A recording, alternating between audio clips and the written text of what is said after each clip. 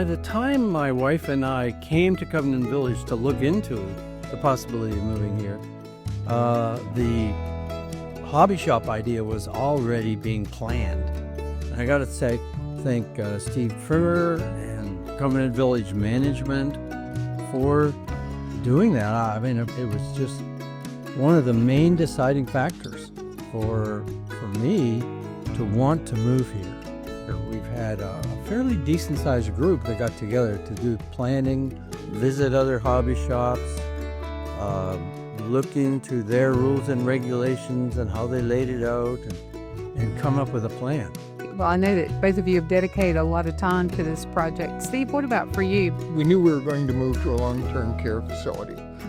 We've been on 4 different lists. So we've been thinking about it a long time. It's a right choice, no question. And the apartment building is really fabulous.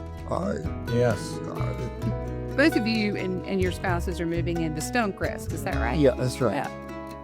Well, Steve, knowing that you were sort of the pioneer for this hobby shop project, can you walk us through a little bit of the formation of the idea and where it is now? Well, I have a large hobby shop in the back of my yard, and losing that was a big change for me. And so my thoughts were, how am I going to do that? One of my choices was buying a separate building that is close by. But I went to Dale and said, what's the chance of us doing a workshop on the campus? And to get it started, I said I would donate all my tools to that workshop, because otherwise, I wouldn't be able to use them. And it was important to me. It's been a hobby for my whole life. So I wanted to continue it, and Dale liked the idea. They looked at spots all around the campus, and one of the people at Bloom Construction said, what about a first floor parking bubble? And that was a great solution. And it's a wonderful space, 1,200 square feet. Give us room for 3 or 5 people working on projects simultaneously. Tell us a little bit about how you're deciding what equipment to put in there. I know that's been a little bit of an adventure too. Yes, well, it turned out that there were 3 of us that had well-equipped workshops. So Steve Trimmer, Don Howe, and myself. And so we visited each other's shops, and we had, in advance of that visit, we had made a list of what we have.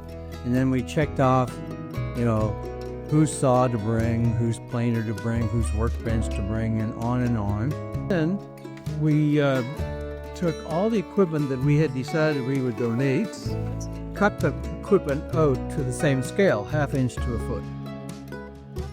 And then we sat here in this room, here in the Embers room, and we slid these things around for an hour or 2, and eventually had a layout that we all agreed with, and then we stuck it down with glue. Yeah. So when we move the equipment in, we know exactly where to put it. Yeah, and it was important during this period of time that Shane Brown and I think it was Seth were in the room, and because they have to supply power, dust collection, things like that for these tools to work. Well, I know originally we were referring to it as a woodworking shop. And over time, that's kind of morphed into a hobby shop. Why do you think that name is more appropriate for the space? Well, I think you need to look at the table over here. It's easy to teach other people, beginners, how to do some of these things. So charcuterie boards made out of different hardwoods, some sort of a serving platter made out of different hardwoods. These 2 things were made out of wood that Steve gave me, rosewood, right? Oh, yeah. My grandfather gave me a footstool when I was 1. Oh. All of my grandchildren have a unique footstool when they were 1. I love computer work, and so I have some computer equipment that cuts this out of plywood and then cuts the shape in the middle, and artists would color paint it. So there's lots of options of small easy to make things. And wouldn't it be great to teach other people how to do these things and then and watch them enjoy the hobby? Yeah. Or just to come down and watch somebody else working on it, is enjoyable. So a lot of these kind of hobbies that people may have done in the past or wanted to do in the past, we should be able to support.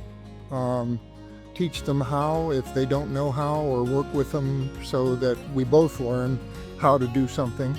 This includes the residents, the staff, and some of their families. I can see grandparents bringing in a grandchild to build a birdhouse.